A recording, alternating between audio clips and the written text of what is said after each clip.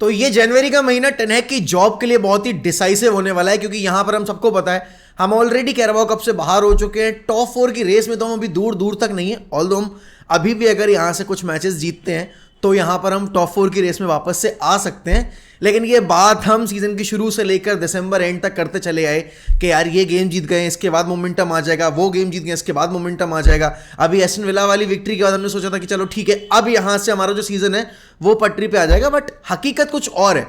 और अब इस महीने में आपको आपके एफए कप का जो एक आप बोलोगे स्टार्ट है वो मिलने वाला है अभी विगन एथलेटिक के अगेंस्ट, और उसके बाद यहां पर आपको 14 तारीख को खेलना है स्पर्स के अगेंस्ट। अब देखो अभी तक तो ये बहाने चल रहे थे, या फिर आप ये बोलोगे हमने ये कहकर अपने आप को संभाल लिया कि यार हमारे जो मेन प्लेयर्स हैं ना वो अभी टीम में नहीं है, जब एक बार वो वापस आ जाएंगे तब हम एक्चुअल में जज करेंगे एरिक टेन हैग को और इस टीम को कि ये टीम किस लायक है और एरिक टेन हैग की जॉब बचनी चाहिए सीजन एंड तक या नहीं बचनी चाहिए। अब यहां पर अगर हम रिपोर्ट्स की माने तो mason mount has already started training with the squad, और यहां पर कैसेमिरो और लिसांद्रो मार्टिनेज भी कल टीम के साथ देखे गए ट्रेनिंग पिच के ऊपर। तो यहां पर आप कह सकते हो कि अब जो आपके एब्सेंटीज थे इतने महीने से वो आपके वापस आने वाले हैं। टाइल मलासिया की भी आप बोलोगे वापसी होती दिख रही है जनवरी एंड तक, लूक शॉ भी 14 तारीख तक के गेम तक आपके अवेलेबल हो जाएंगे। ऑलरेडी हम रेगियोन का जो लोन है वो टर्मिनेट करके उसको वापस स्पर्स भेज चुके हैं। तो हम सबको पता है यार कि अब यहां पर जो आपके एब्सेंटीज थे वो वापस आ जाएंगे, तो आपके पास एक फुल फ्लेज स्क्वाड होगा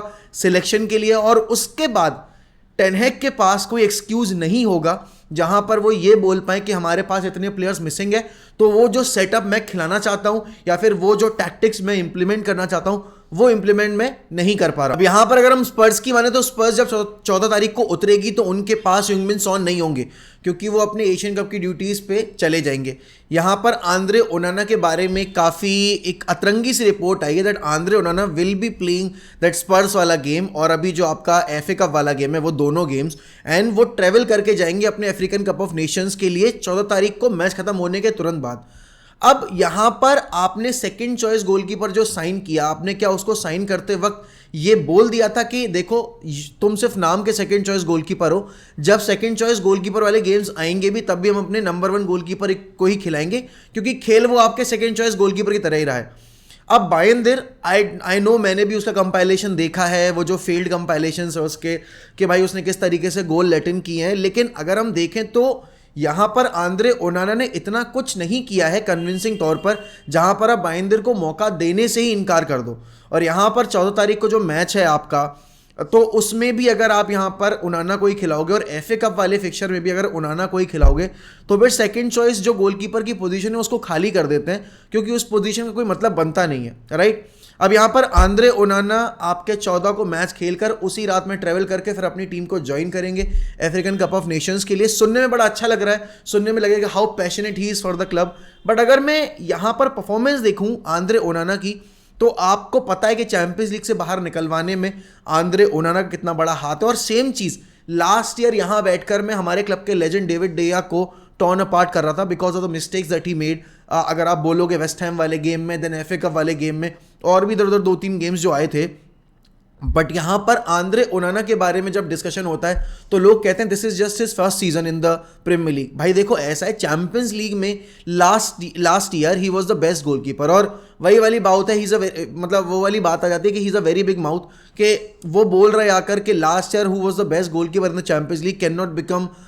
एन ओवरनाइट फेलियर। बट आपने देखा है कि you became an overnight failure. आपने सिंगल हैंडेडली यहां पर चैंपियंस लीग से हमें बाहर निकलवाया। आप ऑलरेडी इतने ज्यादा एरर्स कर चुके हो इस प्रीमियर लीग सीजन में, तो यहां पर आपको कैसे बैक किया जाए। आई नो कि आपने सेव्स भी बहुत ज्यादा किए हैं, but at the same time जो रेगुलर सेव्स थे उस पर आपने गोल्स भी बहुत ईजिली कंसीड किए हैं। तो किसी भी तौर पर, और डेफिनेटली आपको यहाँ डिफेंस को भी ब्लेम करना पड़ेगा। अब देखो Lisandro Martinez coming back will definitely provide some sort of stability, and then यहाँ पर कैसेमीरो के अलॉन्ग साइड जब आप देखोगे कि एरिक्सन या कोबी मेनो दोनों में से कोई भी खेलेगा, that changes the whole narrative. और ये जो अभी जो एजेंडाज चल रहे थे ना, और टेन हैग को अकल भी आई है थोड़ी सी, यहाँ पे टेन हैग के लिए भी एक रियलिटी चेक था कि भाई देख तूने जो करना था वो कर लिया, बट तू रफाल वरान से बिगाड़ के नहीं रख सकता, और कैसेमीरो तो डेफिनेटली तो बिगाड़ के नहीं रख सकता, क्योंकि जिस प्लेयर को तू उसके रिप्लेसमेंट के तौर पर लेकर आया वो उसका 40% भी डिलीवर करके नहीं दे रहा है। And I am talking about Amrabat here, right.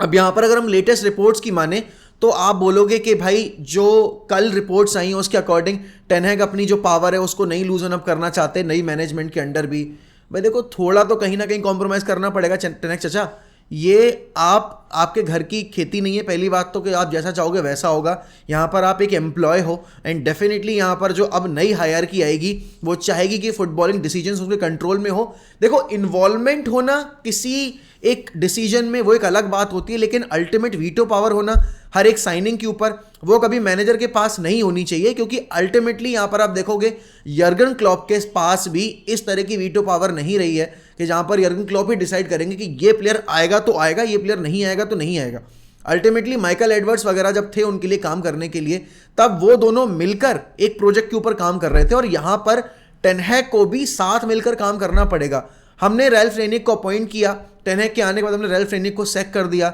मुझे आज तक वो डिसीजन समझ में नहीं आया कि आप कैसे एक ऐसे बंदे को हटा सकते हो ऐसी पोजीशन से। देखो Ralf Rangnick was a failed manager but he was not a failed आप बोलोगे रिक्रूटर, और यहाँ पर आपने उस ऐसे बंदे को हटाया जिसने आरबी ग्रुप को खड़ा किया, जिसने शाल्के को रेलेवेंट बनाया अर्ली 2000 में, और यहाँ पर आपने टेन हैग के हाथ में सारी पावर दे दी। और टेन हैग के हाथ में सारी पावर देने का नतीजा आपको समझ में आया, जहां पर आपने अपना पैसा मार्केट में जाकर वेस्ट किया। आपने एंटनी को साइन किया, मेसन माउंट को साइन किया।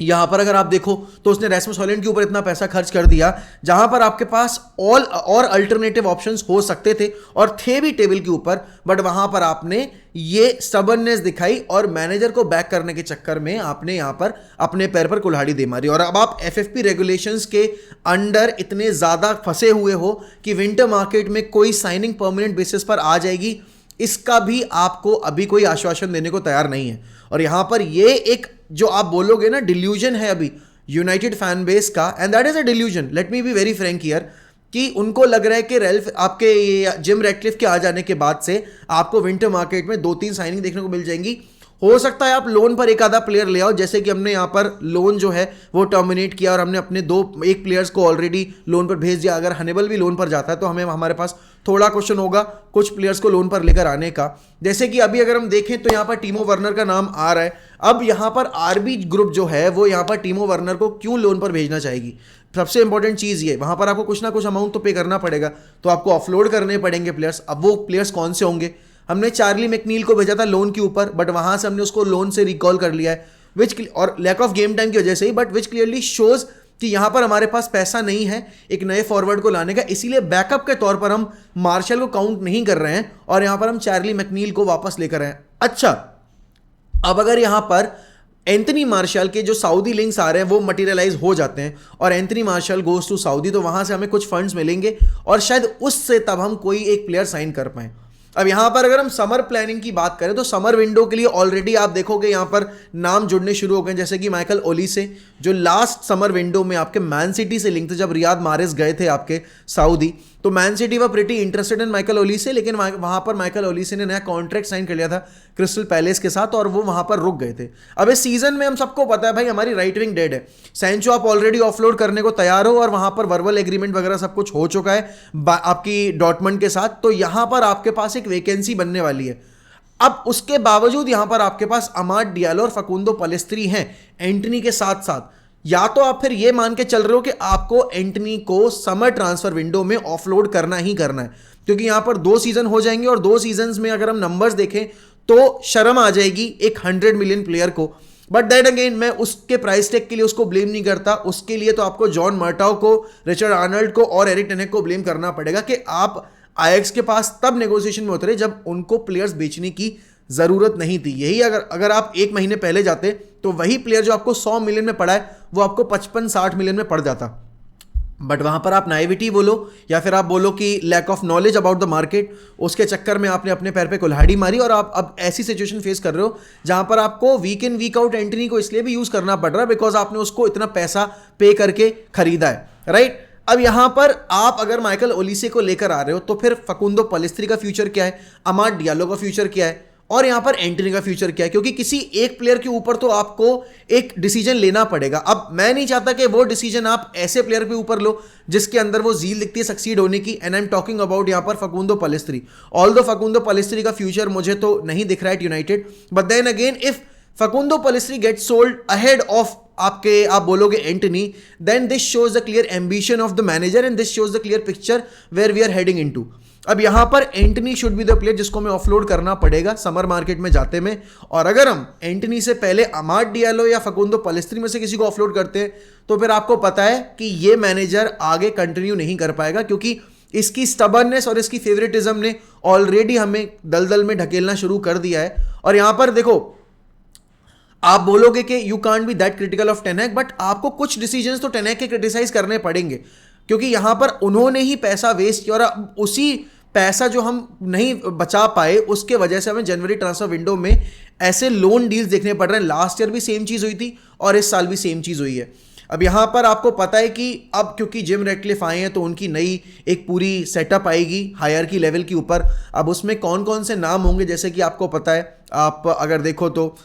यहां पर हमारे पास अभी जो लोग बैठे हुए हैं उनमें से कोई भी ऐसा नहीं होगा जो कि जिम रैटक्लिफ के नई टीम में शामिल हो सकता है। And first of all we need to make sure that John Murtough is not part of the backroom staff. John Murtough and even मैं बोलूंगा यहाँ पर Darren Fletcher should not be included in the, आप बोलोगे setup, the new setup. तो यहाँ पर देखते हैं भाई पॉल मिचेल आते हैं या नहीं आते हैं। डैन एशवर्थ की बात बताई जा रही है कि भाई डैन एशवर्थ के साथ भी हम लिंक्ड हैं, तो दोनों अगर ये जो फुटबॉलिंग ब्रेन्स हैं ये आते हैं अगर, तो आई थिंक यूनाइटेड शायद पटरी पे आ जाए आप उससे मैनेजमेंट लेवल पर, बट उसके लिए आपको रिजल्ट्स भी डिलीवर करने पड़ेंगे। And once again I will like to say this कि इस वक्त पे टेन हैग जिस तरह की फुटबॉल खिला रहे हैं वो कहीं ना कहीं फैंस इसलिए एक्सेप्ट कर लेना कि हमारे पास फर्स्ट टीम के प्लेयर्स नहीं है, but once Casemiro, Lisandro, Mason Mount, everyone will be back, तो यहां पर उसके बाद कोई एक्सक्यूज बचेगा नहीं टेन हैग के पास कि आप रिजल्ट क्यों नहीं डिलीवर कर पा रहे हो।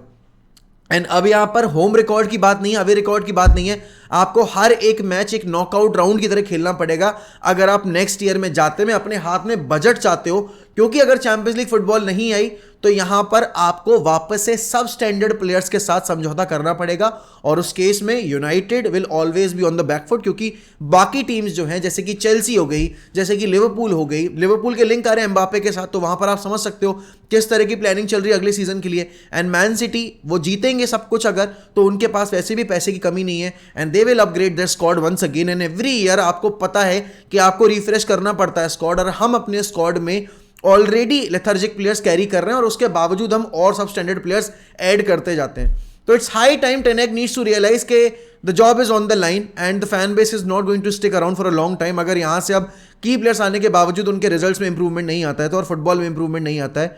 एंड देन अगेन अल्टीमेटली सवाल वही खड़ा होता है कि टेन हैग के बाद कौन आएगा, क्योंकि ग्रैम पॉटर के लिंक आ रहे हैं, लेकिन I am not sold out on Graham Potter, I was never sold out on Graham Potter. But then again अगर टेन हैग को सैक मिलता है इस महीने के अंदर, या अगर हम स्पर्स वाला फिक्चर हार जाते हैं, I think Ten Hag will lose his job. But उसके बाद सवाल ये कि केयर टेकर मैनेजर भी अगर आप लेकर आओगे तो वो कौन होगा, अगर आप परमानेंट बेसिस पर कोई मैनेजर लेकर आ रहे हो तो वो कौन होगा। बाकी आप लोग बताइए कमेंट सेक्शन में कि इस विंटर विंडो में आपको कितनी साइनिंग्स आती दिख रही हैं और कौन से प्लेयर्स आप क्लब में से सोल्ड आउट होता देखना चाहते हो, और टेन हैग के रिप्लेसमेंट के तौर पर आपको कौन सा मैनेजर समझ में आ रहा है जो कि आ सकता है,